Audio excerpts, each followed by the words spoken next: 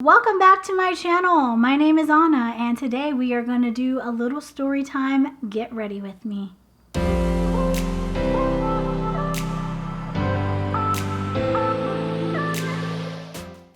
So if you've never heard of a story time, get ready with me. I'm basically just going to put on my makeup, and while I'm doing that, I'm going to tell you a story. And today's story is about my experience with the winter storm here in Texas. As always, don't forget to hit that thumbs up button if you like this video. Subscribe to my channel. I'd love to have you be a part of my beauty YouTube family.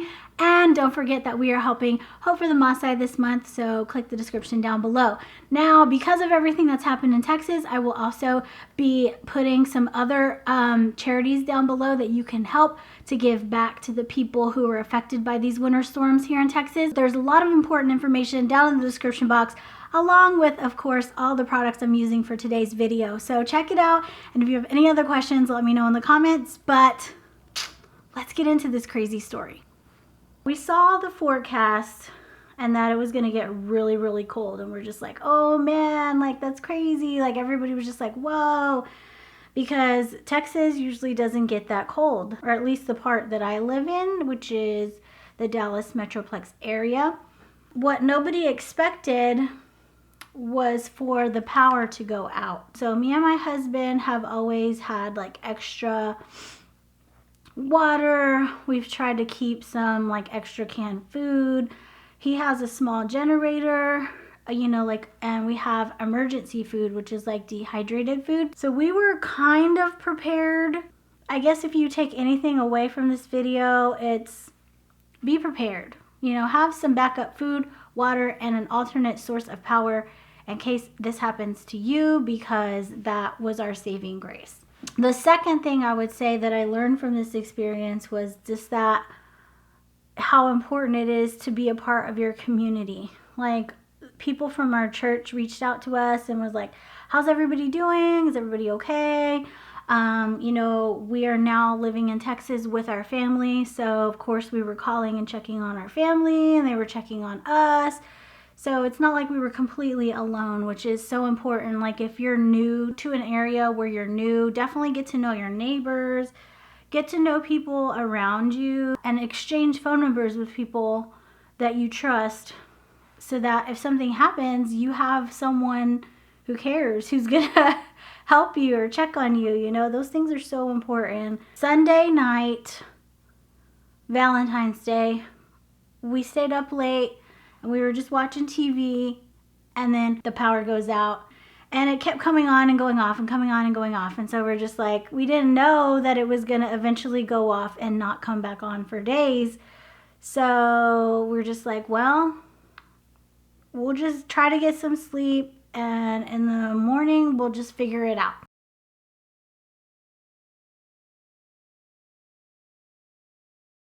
We're like, okay, first we got to figure out how to like seal all the cracks in the house. So we're like, okay, we start doing that. We have moving blankets and we have audio blankets. And so we started nailing them to the windows to keep the cold out of the windows, because not all of our windows are double pane. So we're covering them with blankets. And then I read on Facebook that you can close all the doors, shove stuff underneath the door to keep the cold air from coming in that way. So we were doing all that. It's like a domino effect. It's so hard to explain because it's so hard to even grasp how everything is interconnected. But the electricity goes out, so then the water's not being sanitized. So it's like, then you have issues with water. Now, in our part of town, we never had any issues with our water, but we were concerned that we possibly could have issues with our water. So we started filling up all of our water bottles, all of our jugs. So we were just getting it from the sink and then purifying it before we drank it. And we had lots of water backup. Then we learned that some people would have trouble flushing their toilets. So if you fill up your bathtub, that will help you to flush your toilet. So to get around, to get to the store to try to get stuff was very difficult unless you have 4-wheel drive. it's going to be really hard for you to get around on the ice and snow. My husband does have a 4-wheel drive truck, so he was able to go get a small heater for us, and the generator that he already had, it was just at his office.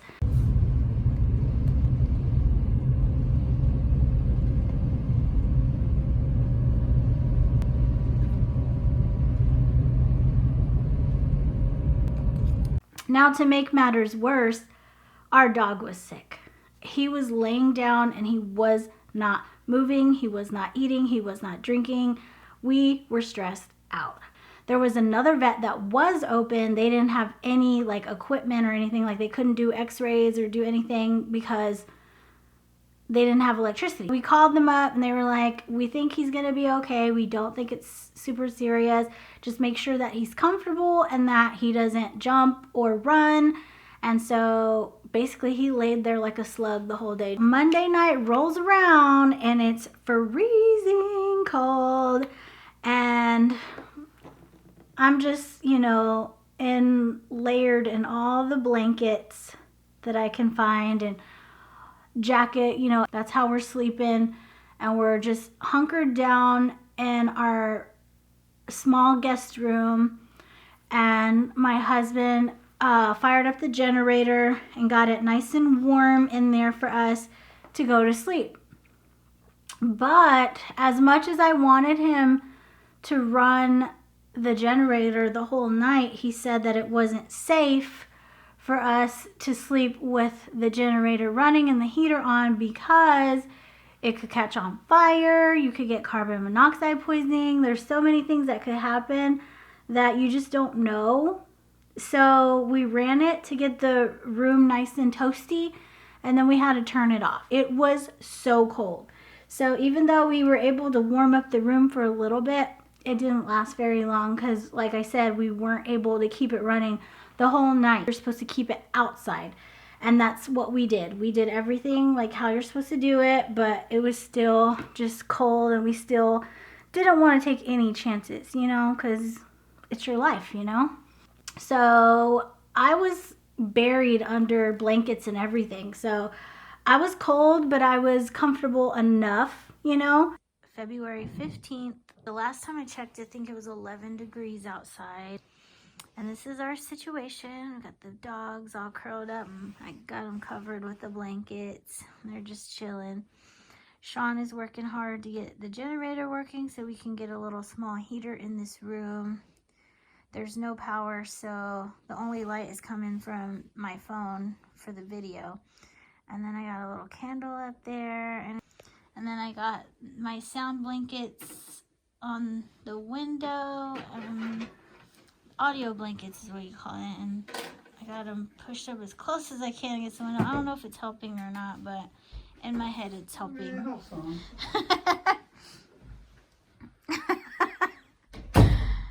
And I got a jazz playlist saved on my phone from Spotify, so I got the jazz playing. I'm trying to make the most of it. I'm not gonna lie, I cried earlier just because I was cold and miserable, but you know, it could be a lot worse, and I'm grateful that we have little things like the heater that we're about to get going. Hopefully that will help us. I got one of Sean's hunting jackets on because I don't have a winter coat, and I got 3 blankets. So I mean, this is I can't even believe this is like really happening in Texas in the middle of February. This is so crazy. So I just had to document it, and it is not fun, it is not easy, and I pray the power comes back on soon. Hopefully that heater will get us nice and warm and we'll be able to sleep tonight. So I'm hoping and praying for everybody else, because I know not everybody has a heater, or not everybody has a friend that they can go to their house or whatever, you know, because some people have power, some people don't. So I'm just praying for those people who maybe don't have stuff, and I just hope we all get through this okay. And yeah, that's all. The next day, I was just like, I'm freezing. Let's turn the heater back on. And then he started worrying because we started hearing reports from friends and stuff that you couldn't get gas. Well, guess what? A generator runs on gas. So we couldn't get gas anywhere. Like, the domino effect that happens from these things is just insane. Then we were like scared to run the generator because we were like, well, what if we run out of gas? And you know, what if we really need it? What if it gets really cold again tonight? We'll need it for tonight. So I was just like, I'm miserable. I can't take this anymore. We gotta leave. So Tuesday we ended up going to a place that still had electricity, and we had some blow up mattresses, and we just went there and chilled out for a little while. And it was just like such a relief. You know, I feel like when you're cold you tense up a little bit and you're just like trying to stay warm, and you're like, your mind is like racing because you're like, you know, checking on everything constantly is stressful. All right, so I had to take a break, and now I'm back, and I don't remember where I was, but so yeah, I finished the eyes, and now we're moving on to the face. I always use my Cover FX Natural Finish foundation, especially in cold weather when my skin is really dry, because this really gives my skin a little bit of extra skincare that it needs, and it also is very dewy and glowy, so I love this foundation for the winter months. I think I told you we left to go get warm, basically. Like I said, we were able to get there because we had a 4-wheel drive truck. So we were able to drive over there and stay where they had power. And we slept there for the night. And, you know, for some air mattresses, it was still pretty comfortable. The next day, we saw that our power had come back on. So we were like, well, we don't know if it's gonna go back off again. So we decided to wait a little while before going back to the house. And then before it got dark again that evening, we came back to our house and everything was good.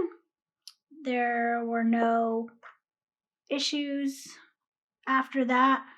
We have continued to have clean water. We continue to have electricity, and things slowly started to go back to normal. But let me back up. So I think it was Wednesday morning. I wake up to a Facebook post that my cousin's house burned down. And she said that everybody was okay. So I was just in shock, like, because you see stuff like that happen on the news all the time when the weather gets bad. You just never think that it's going to happen to you or somebody that you love. Much better. I just needed to turn the light down a little bit. Sorry about that, you guys. I've just been putting my foundation on. And it's not my shade, as you can tell. My arm is a totally different color, but we're just going to ignore that. Blended down the neck. We're just going to ignore the arms. Let's pull the sleeves down so it's not so obvious. But yeah, I read that my cousin's house burned down, and so I immediately texted her, and she answers back and she said that they did go to the hospital just as a precaution, and that everybody checked out and everybody was fine. And later they gave more details online, and basically they had the fireplace on to stay warm. The fire had come as a result of having the fireplace on. There was like a crack or something, and the flames ended up going into the attic. And then just, I mean, if I can, I'll insert some photos, and you could just see that the house was just completely destroyed.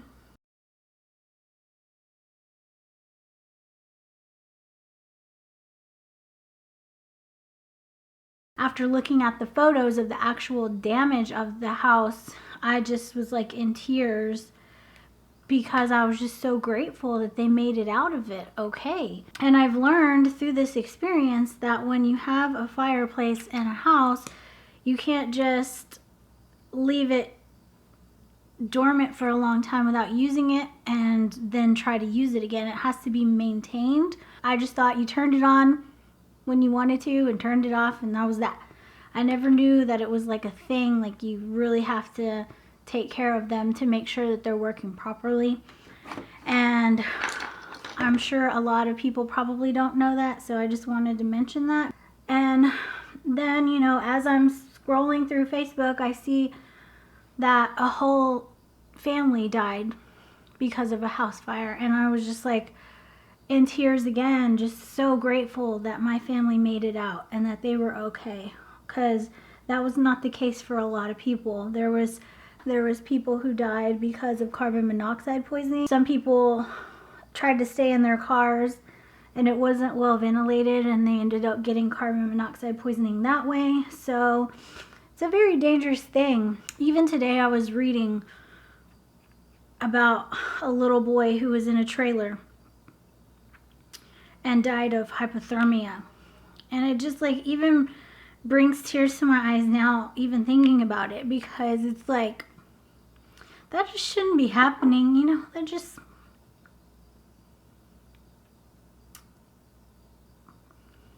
he didn't have to die, you know?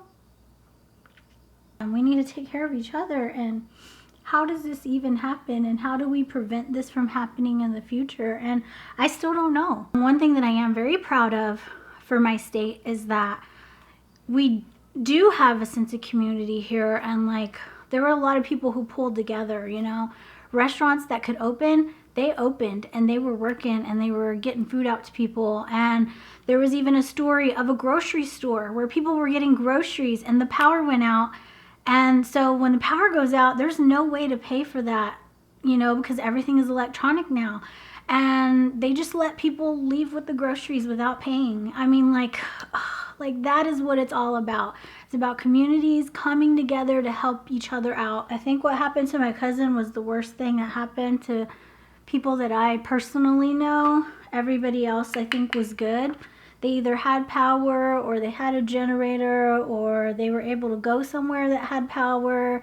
Nobody seemed to be out of anything, like the essentials. Everybody seemed to have food and, you know, everything. So, like I said earlier, if you take anything away from this, just learn that you can't always count on other people to help you, so you really got to help yourself.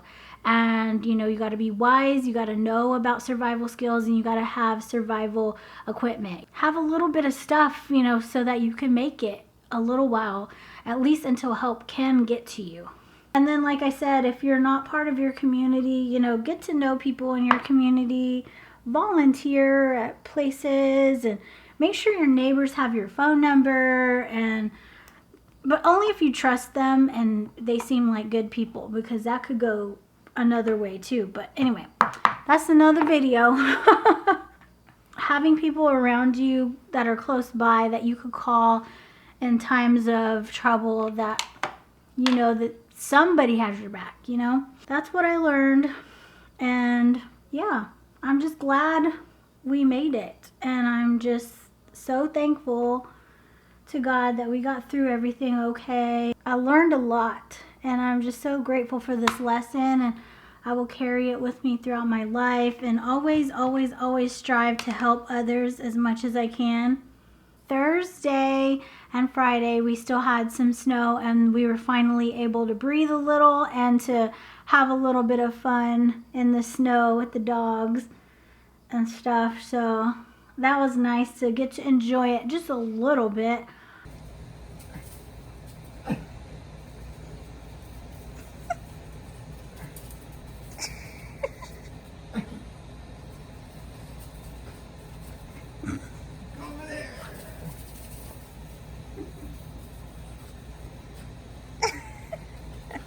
For us, it wasn't so bad. Like, we were cold, but, you know, it could have been worse, you know. But for so many other people, like, it was so, so bad. And I just, like, can't believe that it got to that point, you know. It's just, like, it's scary, you know.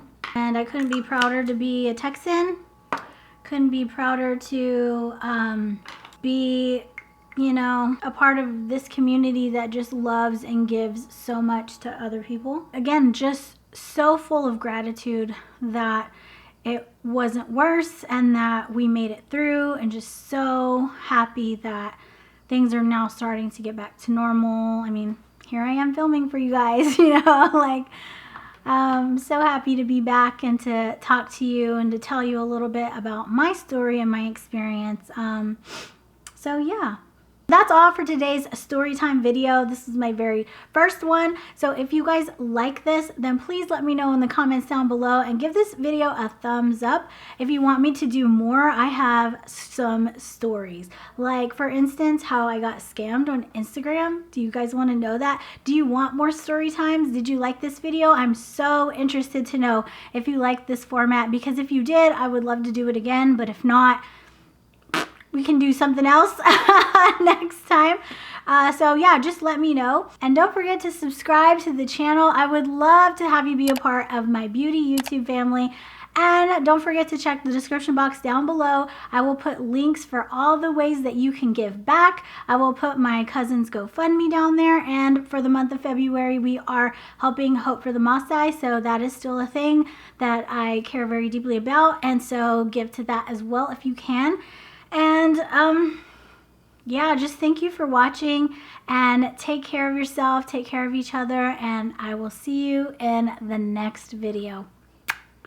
Bye.